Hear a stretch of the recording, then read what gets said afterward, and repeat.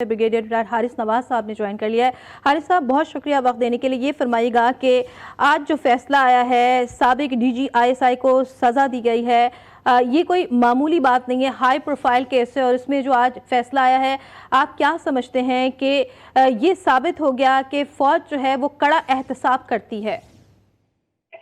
देखिए, ये बड़ी क्लियर है, इस पर कोई डाउट नहीं है। फौज में बहुत कड़ा इम्तहान है और इस पर कोई कॉम्प्रोमाइज डिसिप्लिन के ऊपर नहीं है और ये ऑल रैंक्स के लिए, आप सिपाही से लेके सीनियर ऑफिसर तक जो भी इसमें वायलेशन करते हैं वो उनको सजा मिलती है।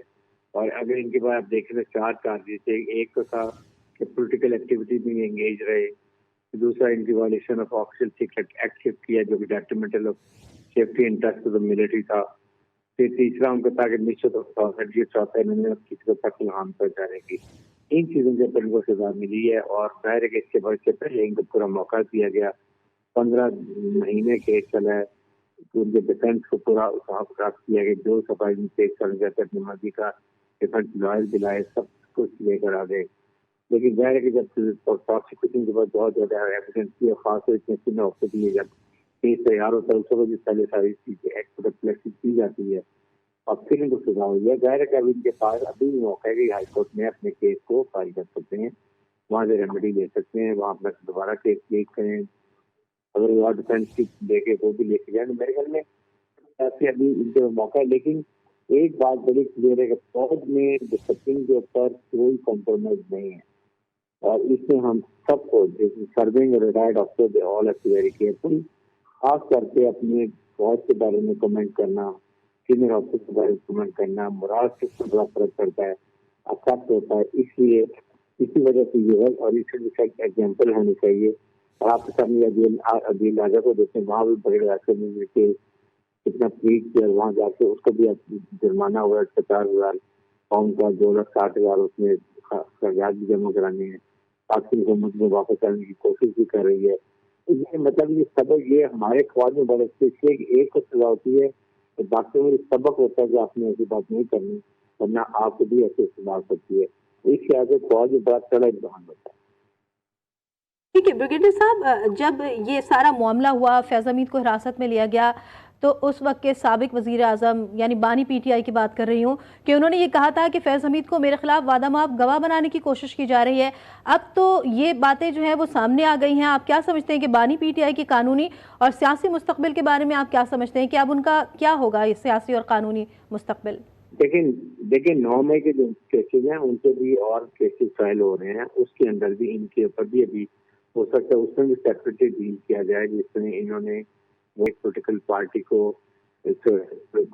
इंस्टिगेट किया कि 9 मई के लिए भी, या हो सकता है उनको एजुकेट करने के लिए, इंतजार करने के लिए। तो वो सेपरेट, अब I am not very sure मुझे, लेकिन हो सकता है वो भी केस हो इसके साथ। लेकिन ये क्योंकि सेपरेट मिलिट्री रिलेटेड का इसलिए सजा दी गई, वो माइट टेक मोर टाइम और उसमें और आर्मी ऑफिसर भी होंगे और then I am sure political officer भी इससे होंगे, पोलिटिकल साइड के लोग भी होंगे पॉलिटिकल में जो उसमें इन्वॉल्व है, उनके लिए मेरा ख्याल है कि वो ज्यादा केस चल रहा होगा।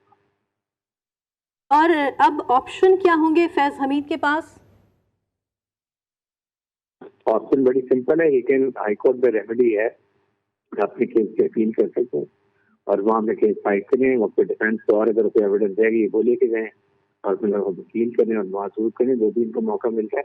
यही जो फौज के बारे में एक बड़ा इंप्रेशन गलत है कि फौज में पता नहीं क्या किया जाएगा, मौका नहीं मिलेगा, फाइनल ऑर्डर में हमेशा ही कहता था कि फौज में पहले तो कोर्ट मार्शल में इंसाफ के तकाजे सारे पूरे किए जाते हैं और उसके बाद फिर उसको पूरा हक होता है हाई कोर्ट में और सुप्रीम कोर्ट ऑफ पाकिस्तान में जाके वहां पर वो अपील बिल्कुल अपील करें और उनको अगर वहां पर उनको और कोई उनके पास ऐसी एविडेंस है जिससे उनको फायदा हो तो वो तो यही करें। ठीक है ब्रिगेडियर साहब, जिस तरह से कि हम देख रहे हैं कि डीजी आईएसपीआर की जानिब से ये कहा गया है कि फौज में खुद एहतसाबी का अमल हर वक्त जारी रहता है। इसमें जैसे 15 माह का वक्त लगा है, कोई ऐसा केस आपकी नज़र से गुजरा हो जिसमें इतना वक्त दरकार हुआ हो? क्योंकि जिस तरह से वक्त लिया गया है, बड़े ठोक बजाकर फैसला सामने आया है। देखिए, ये इससे पहले भी केस स्टाफ को सजाई हुई है, 14 साल कैद हुई है और एक ब्रिगेडियर के मौत भी हुई है। तो लेकिन उसमें भी यही होता है कि टेक्स ऑन टाइम, आप पूरी कोशिश की जाती है जल्दी ट्रायल हो, टाइम वेस्ट ना किया जाए, बजाय कि हम लंबे लंबे देर से कोर्ट के अंदर वो नहीं होता। वहां पर डेली बेसिस पे, वीकली बेसिस पे, जब भी जितना मिनिमम टाइम रहता है वो जरूर दिया जाता है।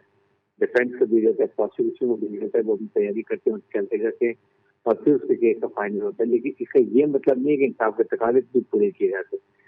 जहाँ इसीलिए 15 महीने लगे हैं कि जहाँ भी कमी रह जाए, कोई भी हो, कम से कम कोई बात में ये बात ना हो कि कोई चीज हमने ऐसी है जो लकूना रह गया हो डिफेंस का या प्रोसिक्यूशन में, जिसकी वजह से केस में बाद में अगर प्रॉब्लम हो तो उन चीजों को पूरा कंप्लीट किया जाता है और उसके बाद सजा दी जाती है। और ये एक नॉर्मल, और फौज में बड़ा सख्त कड़ा इम्तिहान है। फौज से डिसिप्लिन इसी वजह से कायम है कि फौज में कानून की खिलाफ वर्जी, डिसिप्लिन की खिलाफ वर्जी के खिलाफ कोई गुंजाइश नहीं है, उससे कॉम्प्रोमाइज नहीं होता।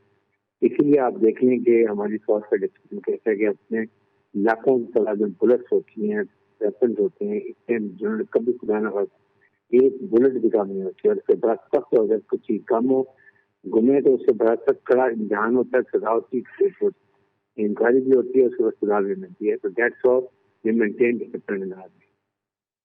ठीक है ब्रिगेडियर साहब, कड़ी खुद एहतसाबी की मिसाल कायम कर दी गई है फौज की जानिब से, आप इसके सियासी इम्पैक्ट क्या देख रहे हैं? लेकिन सियासी इम्पैक्ट भी यही है कि आइंदा मिलिट्री ऑफिसर्स, सीनियर ऑफिसर्स को, जूनियर ऑफिसर्स को शुड बी वेरी क्लियर कि जो पाकिस्तान सीक्रेट एक्ट की एक शक्ति हैं उनको आप उसको फॉलो करें, उसको वायलेट मत करें। जो आपके पास रिस्ट्रिक्शन होती है 2-3 साल की, उसमें रहें। फिर आपको बजाय इसके, अगर आपने किसी एक पार्टी को ज्वाइन है, गो एंड ओपनली ज्वाइन, जो आपको राइट बनता है। लेकिन आप फौज रिटायर्ड ऑफिसर का ये मतलब नहीं कि आप फौज को तनकीद करना शुरू कर दें, अननेसेसरी बातें करें। उससे फौज से मोराल को बड़ा फर्क पड़ता है, लोगों का इंप्रेशन खराब होता है आपका।